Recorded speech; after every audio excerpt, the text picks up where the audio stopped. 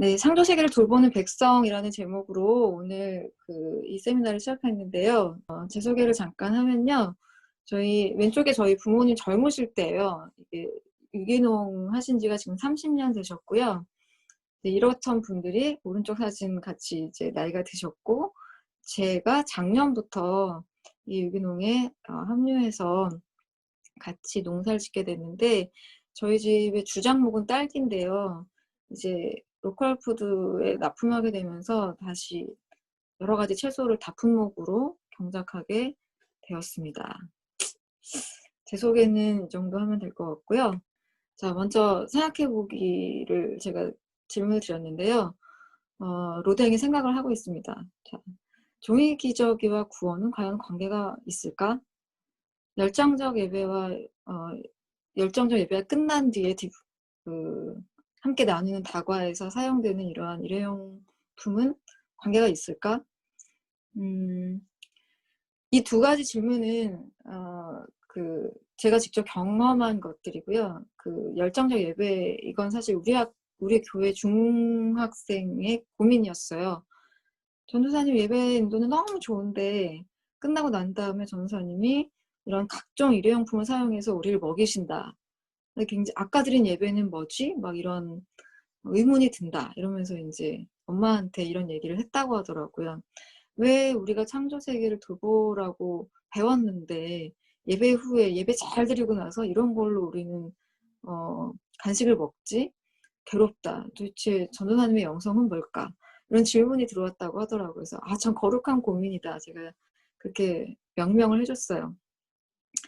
세 번째 사진은 이제 단기 선교 준비팀인데요. 여러 가지 플라스틱 포장지를 이용해서 막 선물을 싸고 있어요. 그래서 제가 이게 저희 교회 사진이기도 한데요. 저희 교회 사진은 아니지만 모습인데 제가 의문을 던졌어요. 단기 선교 가면서 꼭 이런 거 해야 되느냐. 거기에 다 쓰레기로 버리고 오는데 왜 말씀을 전하러 가서 이렇게 거기를 오히려 오염시키고 오느냐. 그랬더니 저희 교회 장로님께서 개발이 먼저다. 선교지는. 거기에도 무슨 생태 같은 고급 이슈가 나올 수가 있느냐. 우리도 다 그러한 길을 걸어왔고 선교지도 그러한 길을 걸을 것이다. 이렇게 얘기를 해서 제가 굉장히 실망을 한 적이 있어요. 그래서 한번 여러분이 우리의 신앙과 우리가 가진 복음과 구원과 이런 이슈들이 정말 관계가 없는가, 있다면 어떻게 있는가 먼저 저희가 생각해 보시라고 질문을 던졌습니다. 하나님 백성의 선교에 보면은 3장에 이제 창조 세계를 돌보는 백성에 대한 얘기를 크리스 라이트가 하고 있어요. 먼저 우리가 카바스하고 라다라는 용어거든요. 다스리고 정복하라. 굉장히 강력한 용어고 거의 성경의 다른 본문에도 포로를 잡아서 굴복시켜라. 막 이런 때만 쓰이는 강력한 단어입니다. 좀 당황스러운데 왜 하나님께서 우리에게 피조세계와 어울려 살라고 하지 않고 카바스 라다를 주셨을까? 저도 아직까지 완전히 해결되진 않았고 크리스 라이트는 명확한 설명이 없이 경작을 가리킬 거다라고 말을 했는데요. 저는 한 가지 힌트 얻은 것은 여기서 딱 하나님께서 일단 정해주신 거. 일단 선교지를 특별히 생각할 때 선교지에서 이런 피조세계를 섬기는 일이 많잖아요. 우상 숭배하는 것이 거의 다 그 피조물인데 이 단어 하나로 끝났다고 봅니다. 그 논쟁은. 일단 하나님께서 우리의 위치는 너희는 다스리는 자지 걔네들을 숭배하는 자는 아니야 라고 주셨다고 저는 생각했습니다. 그 다음에 이제 아바드와 사마르가 나오는데요. 창세기 2장에 나오죠. 여기는 창조 세계를 우리가 정복하고 다스리는 게 아니라 보살피고 가꾸는 단어로 나와요. 우리의 목적, 창조 목적이. 이거는 이제 우리가 잘할 수 있죠. 우리 항상 이렇게 보살피고 가꾸는데 마음이 편안하지 다스리고 정복하는 거 마음이 불편하잖아요. 이게 꼭 농사에만 관련된 것이 아니고요. 도시의 모습인데요. 두 개의 도시의 모습을 보시면 하나는 할레베르크입니다. 독일에 있는 도시죠. 교육도시고 인구가 상당히 많아요. 그런데도 불구하고 굉장히 잘 경작된 그 느낌이 들죠. 그 도시 설계 자체가. 반면에 여기는 아마 라틴 아메리카나 홍콩 그쪽 사진 같은데요. 출처가 안 밝혀 있어서 제가 정확하게 말씀 못 드리지만 딱 보시다시피 이것은 그냥 생태가 들어설 공간이 없죠, 여기는. 물론 이것이 경제력과도 연결이 됩니다. 그래서 아바다와 사마리가 잘 된 것이 어떤 것인가 우리가 볼 수 있을 것 같고요.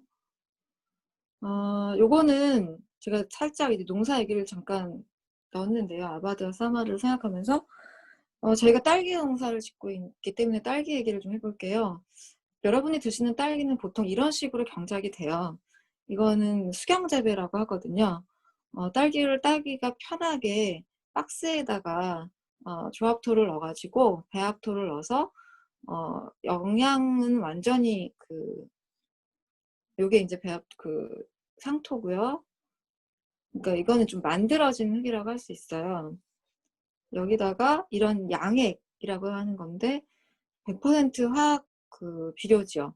이거를 지금 이 안은 다 물이거든요. 물 상태인데 이거를 이 안에다가 인제 흘려 보내서 이 딸기가 죽는 생을 다할 때까지 이 딸기는 그렇게 영양을 공급받아서 달리는데 굉장히 빨리 자랍니다. 다른 저희가 하는 농법보다 한 서너 배의 수확을 할 수가 있고요. 수확식이라든지 수확량이라든지 굉장히 빠르고 많아요. 그런 반면에 이제 저희는 유기농을 하고 있는데요. 저희는 인제 미생물 맨 왼쪽에 그림이 미생물이고 미생물을 지금 퇴비랑 섞고 있는 거예요. 미강하고 섞어서 미생물을 깨우고 잠재우고 한 다음에 인제 땅에다 뿌리죠. 이렇게 땅에다 뿌리고 그 땅을 해마다 이렇게 두럭을 갈아서 만드는데 이 작업이 가장 힘들거든요. 이 작업을 저희 아버지가 지금 81 세신데 이거를 40살 청년도 한 번 딱 하고 너무 힘들어 가지고 바로 아까 양액 재배로 돌아갔거든요. 그만큼 이 작업이 굉장히 고된 작업이에요. 저희 아버지가 이거 한 번 하실 때마다 제가 닌게를 막 꽂아드리거든요. 그래서 가장 힘든 작업인데 이렇게 하는 이유는 이제 이렇게 해서 딸기가 저희도 달리는데요. 어 흙이 이 안에 건강한 흙이라고 하면은 세균이 1 제곱미리 안에 1억 마리 정도 있어야 이게 건강한 땅이거든요. 근데 아까 같은 이런 형태에서 이런 흙에서 이렇게 기르면 이런 양액을 부어대면 미생물이 활동할 수가 없기 때문에 이 땅은 산성화되고 이 흙은 산성화되고 죽은 땅이 돼 버리죠. 그러면은 땅은 죽어 있지만 미생물이 하나도 없는 죽은 땅이지만 계속 식물이 필요한 기본 영양소는 이 화학 제품으로 넣어서 키울 수 있는 거죠. 그래서 어떤 것이 하나님 보시기에 바른 경작인가 를 생각할 때 저희 유기농 하는 사람들은 이것이 하나님의 하나님이 기뻐하시는 바른 경작법이라고 믿고 이렇게 농사를 힘들지만 이 방법을 택해서 짓고 있는 거죠. 자, 잠언의 본문에 보면은 Be the voice of the voiceless. 너희는 말 못하는 자들의 목소리가 되라. 이런 본문이 있는데 이게 물론 본문의 맥락에서는 그냥 사회적 약자를 가리키는 말이지만 크리스 라이트는 이것을 이런 피조 세계 전체까지 확장을 했습니다. 거기에 대해서 어떤 설명은 없어요. 그렇지만 신명기나 레위기에서 볼 때 하나님께서 하나님 백성들에게 안식을 명하시면서 너희 소나 말도 다 쉬게 해라 이렇게 명령하시고 곳곳에 하나님께서 짐승들에게 보인 관심 이런 것들을 볼때 구약학자로서 이렇게 확장해도 무리가 없겠다 해서 이렇게 말씀을 하신 것 같아요. 근데 지금 이 그림을 딱 보면 정말 말 못하는 피조물의 고통이 아마 보이실 겁니다. 그래서 제가 이렇게 매칭을 해봤고요. 네, 스표데는 창조 세계의 목적이 이제 여러분 잘 아시는 호흡이 있는 자마다 여호와를 찬양할지어다라고 나오고 있죠. 즉 우리의 목적, 이 호흡에 있는 자가 모든 피조물 세계를 확장해서 생각하시면 될 것 같고요. 자, 제가 근데 뭐 땅이 어떻게 하나님을 찬양할까요? 뭐 미생물이 어떻게 하나님을 찬양할까요? 그들이 다 입이 있어서 우리 같은 찬양을 부를 수는 없을 거고요. 여러분께서 생각하시기에 우리 피조물, 인간의 목적이 모든 피조물들이 여호와를 찬양하도록 잘 돌보는 게 우리의 원래 목적이라고 생각할 때 이런 그림을 보시면 지금 수족관에 있는 돌고래예요. 굉장히 보시기에 상태가 안 좋잖아요. 지금 이 돌고래 보고 하나님을 찬양하고 있다고 우리가 생각할 수 없잖아요. 그쵸? 자, 이 그림 딱 봤을 때 돌고래들이 할렐루야라고 외치는 것 같아요. 저는 그렇게 느껴지더라고요. 또 이런 생물들만 그런 게 아니라 이런 하늘도, 이게 지금 몽골의 하늘이거든요.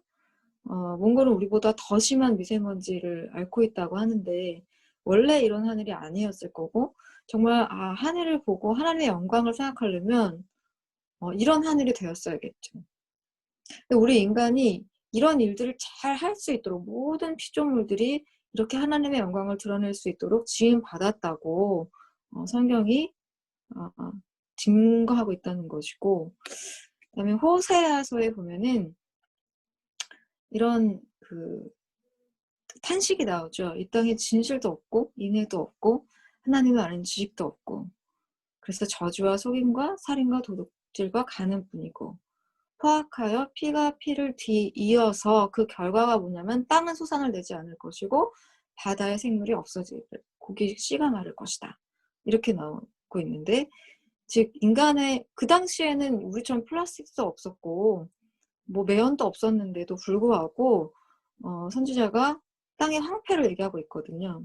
그러니까 우리가 지금 산업시대 이후에만 이런 문제가 생긴 것이 아니라는 거죠. 인간이 하나님을 잃은 그 순간부터 계속 인간의 탐욕을 위해서 그 고대 세계부터도 전쟁을 했고, 우리 임진왜란 같은 것도 기록을 보면은 바다가 피로 물들었고, 그럴 때마다 모든 바다 생물 또 숲풀들이 다 고통을 받고, 그래서 가시와 엉겅퀴가 나고, 요즘 저희 아버지도 그러시는데 전쟁이 났고 사람 많이 죽은 데 보면은 옛날에 그 가시와 엉겅퀴가 정말 많다고 하더라고요. 근데 그게 진짜 오랜 세월 지난 다음엔 다시 또 생태가 바뀌고 뭐 막 참나무가 나고 막 그러는데요. 정말 이게 관계가 없다 할 수 없다. 이 생태와 인간사가, 그런 것이 호세아서에서 그 원인이 뭐냐면 너희가 하나님이 따르는 길을 버렸다는 거죠. 그래서 제가 이렇게 표시를 해봤고요. 죄악이 들어옴으로 인해서 인간이 하나님과 관계 깨지고 인간과 관계가 깨진 그것뿐만이 아니라 표현이 땅이 슬퍼한다고 했지만 그것이 무엇이냐면 모든 소산들이, 인간들이 서로 탐욕 때문에 척박해지는 그 상황이 이미 그때부터 있었다는 것. 이게 단순히 산업시대의 문제는 아니라는 겁니다. 이사야서에 보면은 구원의 메시지를 이제 드디어 선포해요. 메시아가 올 것이고 우리를 구원할 것이다. 근데 우리가 받은 그 메시지가 어떻게 실현되는지 생각해 보시면 라이트가 이렇게 표현했는데, 우리가 개인으로 구원을 받고요. 교회를 나가요. 교회를 나가면 뭐 하라고 해요? 전도하라고 하고 선교하라고 하잖아요. 언제까지요? 천국에 갈 때까지. 계속 이 생활의 반복이잖아요. 저희가 그렇게 사역일을 통해서 그렇게 배워왔고, 저도 사역일을 많이 전했었고, 구원을 받았다 그러는데 삶이 막 풍성해짐을 느끼는 것이 아니라 바로 전도에 투입돼서 계속 막 전도 아니면 선교, 언제까지? 주님 오실 때까지. 이 땅은 고통스러우니까 참고 견디자. 뭐 이런 논리로 살게 되잖아요. 그래서 마지막에 우리가 꿈꾸는 천국, 구름 위를 날아다니는 그런 천국, 이렇게 저도 어릴 때 많이 배우고 살았는데, 보니까 이사야가 본 새하늘과 새 땅은 이런 구체적인 하늘이라는 거죠. 영아 사망률이 제로, 기대 수명이 연장되고 거주권이 안정돼요. 누구나 자기 집에 거주한다고 되어 있죠. 지금 요즘 우리나라 주택 문제 굉장히 난리인데 그 적정 노동 시간이 준수가 되고, 그리고 강자가 약자를 해치지 않는, 강자가 약자를 보호하는 그런 게 바로 이사야가 본 새하늘과 새 땅이었습니다. 우리가 생각했던 그런 구름 위에 어떤 나라가 아니고요. 이제 신학생으로 넘어오면요, 골로새서에서 바울이 이렇게 말을 하는데, 바울이 그 십자가를 얘기하면서 만물이 처음부터 그로 말미암아 그를 위해 창조됐고, 그는 또한 교회의 몸인 교회의 머리시고, 그가 십자가의 피로 화평을 이루사 만물 곧 땅에 있는 것 하늘에 있는 것 다 그로 말미암아 화목하게 되기를 기뻐하셨다. 즉 바울이 봤던 복음은 만물이 처음부터 포함이 되어 있다는 것이죠. 이것이 어떤 단순한 그냥 단순히 인간만 구원받고 그런 것이 아니고, 처음부터 이 구원 안에 만물이 들어있었다는 거죠. 그리고 교회가 회복한 그 구원이 만물이 같이 회복하고 같이 화목되는 그러한 복음을 처음부터 바울은 설파를 하고 있었는데, 왜 그동안 우리는 이것이 귀에 들어오지 않았는지 모를 일이죠. 표로 정리해보면요, 창조 안에 이미 만물이 있죠. 그리고 그리스도께서 교회를 통해서 십자가로 구원하셔서 결국 결과물이 뭐냐면 만물이 화목하게 되는 건데, 그 만물 안에 피조물과 교회가 함께 있다는 것이죠. 그래서 여러분이 그런 설교를 많이 들으셨는지 모르겠지만, 저는 어릴 때 수도 없이 그런 교육을 받았거든요. 목사님께서 설교하실 때 너희는 청직이야. 너희는 창조세계의 청직이란다. 너희가 이제 청직이로서 살아야 돼. 그래서 너희는 샴푸 쓰지 마. 머리 향기 좋게 하고 머리를 반짝거리려고 샴푸 쓰지 마라. 샴푸를 쓰면 그것이 언젠가 너의 국그릇 속에 들어있단다. 그 샴푸가 다시 돌아온단다. 뭐 이런 얘기 굉장히 많이 들었고요. 종이 기저귀 쓰지 마라. 그것이 뭐 아이의 그 종이 기저귀든 여성의 생리대든 아니면 노인의 그 기저귀든 이 모든 것이 썩는데 500년이 걸린다. 그러면 너희가 쓰는 모든 것을 쌓아봐라. 몇십 년 동안 아이를 키울 것이고, 뭐 여성들이면 생리대를 쓸 것이고, 노인이 되면 어쩌면 기저귀 쓸지도 모르는데 그걸 다 해봐라. 너희 방만큼이 나올 거야. 그거를 500년 동안 썩지 않는다고 생각해봐라. 이게 얼마나 피조세계를 아프게 하는 것이고, 이게 얼마나 죄악된 행동이냐. 막 이런 설교를 주일날마다 제가 많이 들었거든요. 그래서 그 죄책감이 굉장히 커가지고 절대로 이렇게 쓰지 말아야지. 그래서 저희 오빠도 아이가 셋인데, 저희 아버지께서 며느리를 드릴 때 우리 집 며느리는 종이 기저귀 쓸 수 없다, 뭐 이런 조건을 거실기도 했고, 언니가 실제로 그걸 지켰어요. 그래서 좀 고생을 했지만 어쨌든 어릴 때부터 저는 그 개념이 다행히 잡혀 있었다는 거. 여러분은 교회가 어떠실지 모르겠네요. 로마서에 보면은 이제 그 가장 아마 우리가 지금 머리에 떠오르는 구절이, 피조물이 다 탄식한다는 구절 잘 아실 거예요. 이게 옛날에 무슨 말이었지 막 그랬지만 요즘에 아마 굉장히 표에 와닿으실 겁니다. 자, 이것이 이제 창조세계를 위한 좋은 소식이라고 했는데, 제가 이제 거기 구절에는 고통받는 그 표현들만 지금 나와 있거든요. 즉 뭐냐면, 이렇게 고통을 받고 있는데 이 피조물들이 우리 몸의 속량을 기다린다는 거예요. 그러면은 다시 바꿔 말하면, 우리가 구원을 받았다면 우리 주변의 피조물들이 속량이 돼야 된다는 거죠. 그러면 생각해 봐야 돼요. 그러면 교회 근처의 생태는 굉장히 다 살아 있어야 되고, 우리 집 주변의 생태는 다 살아 있어야 됩니다. 적어도 그게 말이 되는 거거든요. 어떤 좀 약간 보수적인 분들은 이 부분에서 굉장히 머뭇거리세요. 아니 그러면 예수님의 십자가가 나무를 위한 것인가? 나무 때문에도 예수님이 그 십자가를 지셨나? 아니면 우리 집에 반려견을 위해서 예수님이 십자가를 지셨단 말인가? 개, 돼지, 소를 위해서 예수님이 십자가를 지셨어? 그건 아니잖아. 그러면서 받아들이기 굉장히 고통스러워하세요. 예수님의 귀한 십자가를 어떻게 그런 것들을 위해서 오셨다고 할 수가, 뭐 이러거든요. 근데 그 얘기가 아니고요. 예수님의 십자가는 오로지 인간만을 위한 게 맞습니다. 왜냐? 오로지 인간만이 구속을 받을 필요가 있어요. 다른 생태계는 죄짓지 않았거든요. 하나님 뜻을 거부하지 않았거든요. 오직 인간만이 죄를 지었기 때문에 예수 그리스도의 십자가는 오직 인간만을 구원해요. 맞습니다. 근데 그 결과는 만물이 속량돼야 맞죠. 그죠? 인간만 죄를 지었고 인간만 해결이 되면은 생태는 살아나야 맞는데, 그런데 우리나라가 한때 기독교인 천만 시대가 있었는데요. 과연 우리 생태는 살아났을까요? 그렇지 않다면 왜일까요?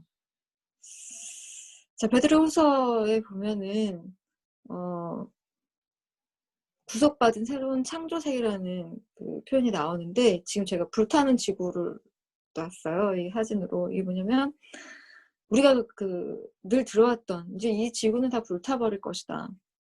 그리고 새로운 어떤 그 생명체가 살 수 있는 곳에 우리가 그 천국을 새하늘을 갈 것이다. 이런 신학들이 있었는데 데이빗 브밀스에 의하면은 그 신학은 나온 지가 굉장히 짧더라고요. 산업혁명 그 이후에 잠시 그때 나온 신학인데 그 이전까지 있던 신학은 아니라고 합니다. 근데 우리는 그게 너무 머리에 박혀 좀 휴거 같은 책 이런 거 막 나왔었고, 그거보다 이렇게 하나님께서 지구를 다시 어루만지셔서 새로운 창조, 새 창조로 이끄신다는 게 베드로전서의 그 내용이고요. 그다음에 마지막 책, 성경의 마지막 책 계시록은 거룩한 성 새 예루살렘이 하늘에서 이 땅으로 와서 하나님께서 그들의 백성과 함께 이 땅에 거하신다. 그래서 이 땅이 하나님의 장막으로 표현되어 있습니다.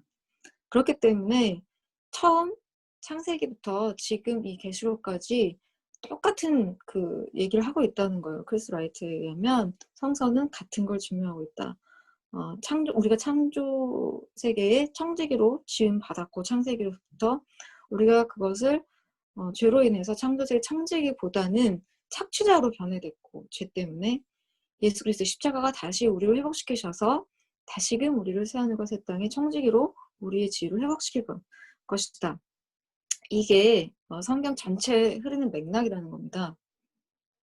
그래서 이걸 한 표로 쭉 제가 정리해 보면은 창세기에 나타난 창조세계 청지기, 창조세계의 목적, 우리가 피조물들을 하나님을 영화롭게 하는데 부름받았다는 거, 그래서 지음받았다는 거, 그리고 호세아서에서 우리가 어떻게 타락했고 이사야가 어떻게 구원을 선포했고 그 구원이 우리가 생각하던 그런 구름 위의 하늘나라가 아니고 정말 실질적인 생태가 회복되고, 생태가 회복됨으로 말미암아 경제와 정치 모든 것이 바로 자리에 잡는 그 하늘이 이미 고로새서나 로마서나 베드로서나 계시록에 이미 다 만물의 회복에 포함되어 있었다. 이런 내용이 지금 3장의 내용입니다.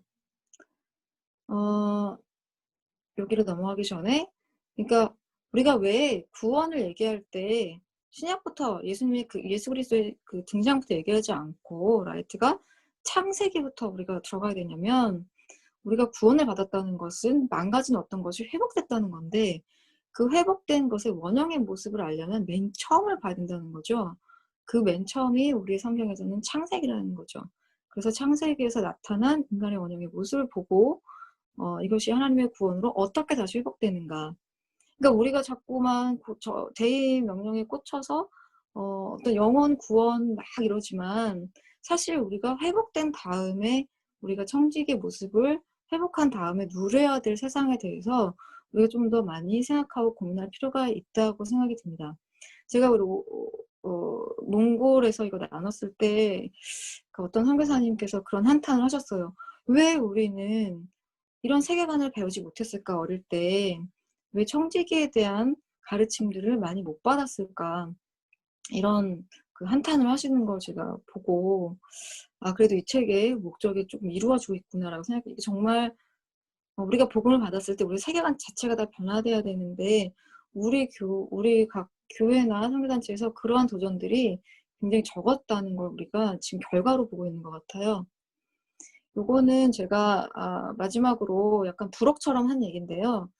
그 강의를 준비하기 전에 제가 TV를 봤었는데 그 TV에서 어떤 프로그램에서 그 BTS를 연구한 철학 박사가 나오는 거예요.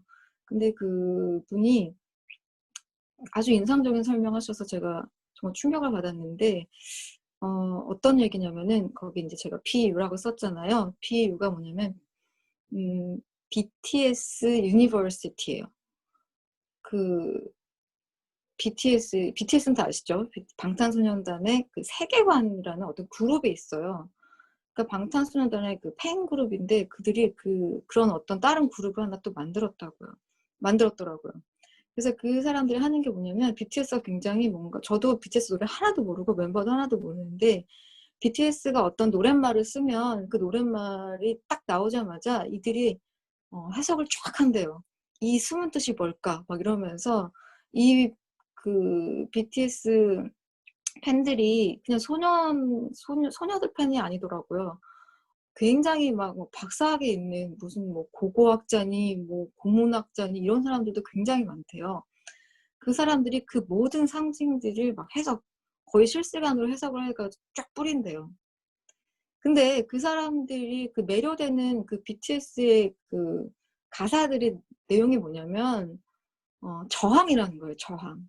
BTS가 그 수많은 거의 1억 명이 넘는 팬들을 갖고 있는데 그들이 그 BTS한테 열광하는 그 내용이 뭐냐면 뭐 로맨스나 사랑 뭐 연애 그런 얘기는 1도 없고 BTS가 가진 그 시대 정신 즉 저항이라는 거예요. 제가 그 얘기를 듣고 너무 화가 났어요. 저항? 이 기독교가 제일 잘하는 거 아니야? 우리가 프로테스탄트 제일 잘하는 거 아니야? 근데 왜 애들이 BTS한테 가고 교회는 안 오지?